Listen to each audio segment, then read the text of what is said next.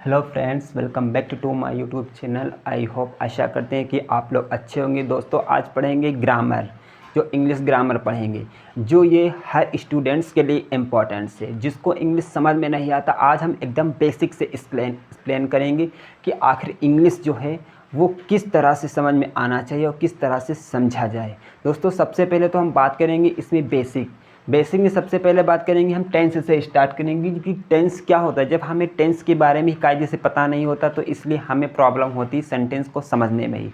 दोस्तों, हम बात करेंगे कि टेंस का मतलब ही क्या होता है। टेंस का मतलब होता है दोस्तों समय, क्योंकि टेंस क्या होता है, एक समय होता है। टेंस होता है मतलब समय ही होता है, क्योंकि जब हम सेंटेंस को सॉल्व करते हैं तो सेंटेंस में क्या होता है, समय ही निर्धारित किया जाता है। तुम स्कूल जाते हो, मैं खेलता हूँ, तुम इतने बजे सोते हो। क्योंकि जो टेंस होता है वो बिना समय के निर्धारित नहीं होता, उसमें कोई ना कोई समय जरूर दिया जाता है दोस्तों। ठीक है, तो दोस्तों हम बात करेंगे कि टेंस, ठीक है, टेंस। अब बात करेंगे कि टेंस क्या होता है। तो टेंस में हम सबसे पहले जो आपकी एक बात होती है वो एक ज़रूरी है, क्योंकि टेंस जो होता है उसमें वर्ब का होना आवश्यक होता है।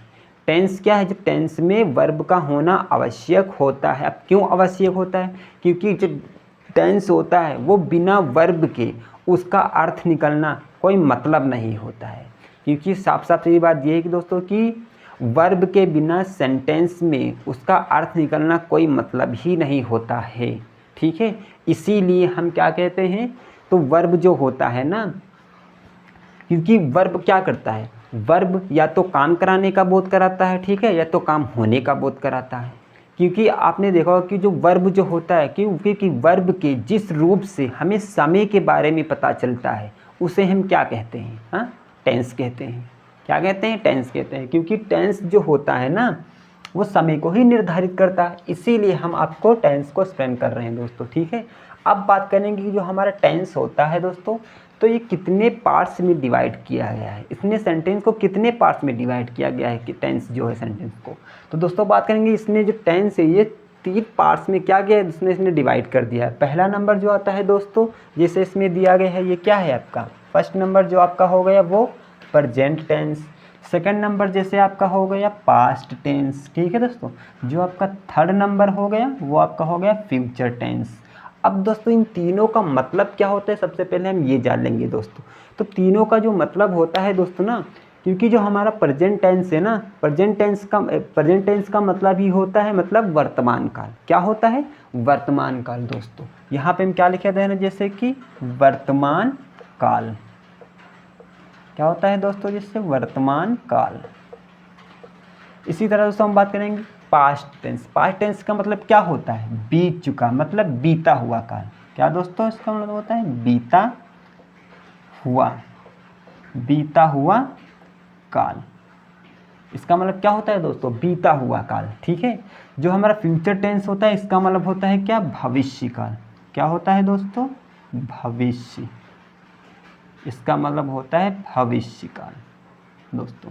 ठीक है, अब बात करेंगे कि जो हमारा प्रेजेंट टेंस है, क्योंकि ये तो 3 पार्ट्स में डिवाइड कर दिया गया। अब देखेंगे जो इसके 4 पार्ट्स होते हैं ना, तो इसका जो 4 पार्ट्स होता है दोस्तों, वो सबसे पहला 4th पार्ट जो इसका दोस्तों दिया गया है वो जैसे दिया गया है यहाँ पे प्रेजेंट। क्या दिया गया है, प्रेजेंट इंडेफिनिट टेंस।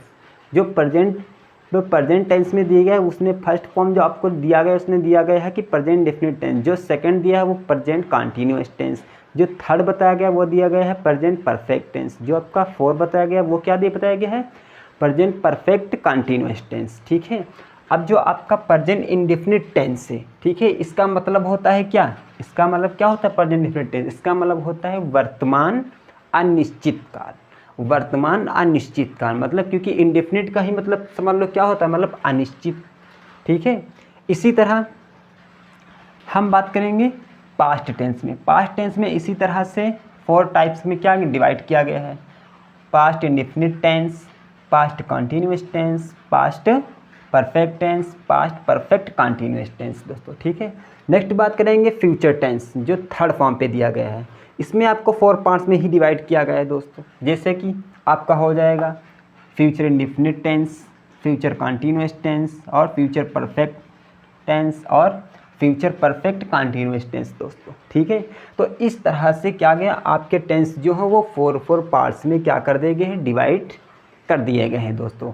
अब बात करेंगे कि जो प्रेजेंट इंडेफिनिट टेंस है, अब इसके भी आपके 4 रूल हैं। अब इसके भी 4 रूल हैं दोस्तों। क्यों? अब देखो इसके रूल 4 क्या हैं। इसके जो 4 रूल दोस्तों दिए गए हैं वो दिए गए जैसे कि प्रेजेंट इंडेफिनिट टेंस में वो दिए गए जैसे कि affirmative, negative, interrogative, double interrogative, ठीक है दोस्तों।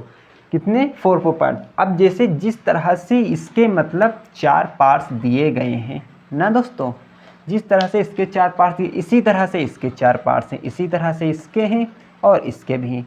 इन सबके 4 पार्ट्स में सबको क्या कर दिया गया, डिवाइड कर दिया है दोस्तों, ठीक है। क्योंकि आपकी जो टोटल टेंस होते हैं ना, वो आपके टोटल टेंस जो होते हैं वो आपके 48 होते हैं दोस्तों। टेंस कितने होते हैं, 48 टेंसेस होते हैं। कितने होते हैं, 48 टेंसेस बनते हैं, क्योंकि 1 सेंटेंस के आपके 48 टेंसेस बनते हैं दोस्तों। ये बात ध्यान में रखना, ठीक है। तभी हमारे क्या हुए 4, क्योंकि हम इनको जब ऐड करें 4 से 8 4 3 12 16, मतलब 16 3 48, कितने सेंटेंस होंगे, मतलब 48 सेंटेंस हमारे हो जाते हैं दोस्तों। अब बात कर लेते हैं कि इन सब की जो हेल्पिंग वर्ब होती हैं दोस्तों क्या होता है, जिसको हिंदी में हम बोलते हैं सहायक क्रिया, जो हेल्प करती हैं हमारे, ठीक है, टेंस बनाते टाइम। अब बात कर लेते हैं कि उनकी हेल्पिंग वर्ब क्या होती है। तो जैसे हमने प्रेजेंट इंडेफिनिट टाइम, जो प्रेजेंट हमारी प्रेजेंट टेंस में हमने लिया है वो लिया गया है, जैसे जो प्रेजेंट इंडेफिनिट टेंस की हेल्पिंग वर्ब है वो दिया गया है डू डज, ठीक है दोस्तों। और जो प्रेजेंट कंटिन्यूअस टेंस के लिए वो दिया गया इज एम आर, ठीक है दोस्तों। जो प्रेजेंट परफेक्ट टेंस में दिया गया वो दिया गया हैज़ हैव। और जो आपकी प्रेजेंट परफेक्ट कंटिन्यूअस टेंस की जो हेल्पिंग वर्ब है वो हैज़ बीन और हैव बीन, ठीक है दोस्तों। इसी तरह से दोस्तों हमने ले लिया है कि पास्ट टेंस की हेल्पिंग वर्ब। अब पास्ट टेंस की जो हेल्पिंग वर्ब दोस्तों हैं, ठीक है दोस्तों, ये क्या हो गई हमारी हेल्पिंग वर्ब है, ठीक है। अब इसमें जो हमारी दोस्तों ये हेल्पिंग वर्ब कौन कौन सी ये दे, जैसे इंडेफिनिट टेंस, मतलब पास्ट इंडेफिनिट टेंस। तो पास्ट इंडेफिनिट टेंस की हेल्पिंग वर्ब क्या है, डिड है, ठीक है दोस्तों। और यहाँ पे जो पास्ट कंटिन्यूअस की है वो हमारे क्या है, वाज वर्ब है। इसी तरह से पास्ट परफेक्ट टेंस की वो हमारे हैड है, क्या है, हैड हेल्पिंग वर्ब है। और जो हमें पास्ट परफेक्ट कंटिन्यूअस टेंस की जो हेल्पिंग वर्ब है वो हमारी हैड बीन है दोस्तों, ठीक है। अब नेक्स्ट बात करेंगे कि फ्यूचर की। इसी तरह से सब फ्यूचर को डिवाइड किया गया है। फ्यूचर की जो हेल्पिंग वर्ब दी गई वो ये है। फ्यूचर इंडेफिनिट टेंस की जो हेल्पिंग वर्ब है वो है आपकी विल शैल, ठीक है दोस्तों। क्या दिया गया इनको, विल शैल दिया गया है। क्यों, क्योंकि फ्यूचर इंडेफिनिट टेंस की है, ठीक है। नेक्स्ट बता रहे हैं जैसे कि इसमें नेक्स्ट में देखो, इसमें क्या कि फ्यूचर कंटिन्यूअस टेंस, मतलब फ्यूचर कंटिन्यूअस टेंस जिस सेकंड में इसमें तो हम सेकंड में इसमें ही देखेंगे। अब इसमें जो दिया गया वो भी विल शेल मतलब बीन, मतलब इसका मतलब हो गया कि विल भी और शेल भी, ठीक है दोस्तों। इसी बताएंगे थर्ड में बात किया गया है दोस्तों। थर्ड में बात किया जैसे कि फ्यूचर परफेक्ट टेंस, तो फ्यूचर परफेक्ट टेंस की इसमें जो हेल्पिंग दी गई विल शेल हैव, मतलब कह सकते हैं कि विल हैव शेल हैव। इस तरह से हम दोस्तों इनको क्या करेंगे, यूज करेंगे, ठीक है। ये हो गई आपकी थर्ड में जो आपके हो गए फ्यूचर परफेक्ट टेंस की। जो आपके 4 हैं फ्यूचर परफेक्ट कंटिन्यूअस टेंस के, वो आपके इसमें दिए गए विल शेल हैव बीन दोस्तों। क्या दिए, will have been shall have been दोस्तों ये समझ में आ गया होगा आपको। अब दोस्तों बात कर रहे हैं कि जब हम टेंस बनाते हैं इनके कुछ प्रोनाउन जो होते हैं जिससे हम टेंस की स्टार्टिंग करते हैं दोस्तों। अब हम उस पर कुछ बात कर लेते हैं। जो हमने साइड में यहाँ पे दोस्तों राइट किया वो आप लोग देख रहे होंगे और आपने इनको राइट भी कर लिया होगा दोस्तों। तो दोस्तों जैसे यहाँ पे बताया गया कि ही मिस क्या होता है, वाह होता है, और शी मिस भी वाह होता है, इट मिस भी वाह होता है। तो दोस्तों अब यहाँ पे आप बात एक आती है कि ही का मतलब होता है वाह, जो हम ये बॉयज़ मतलब लड़के के लिए यूज करते हैं, ठीक है। सी का मतलब भी वाह होता है, लेकिन ये हम गर्ल्स मतलब लड़की के लिए यूज करते हैं।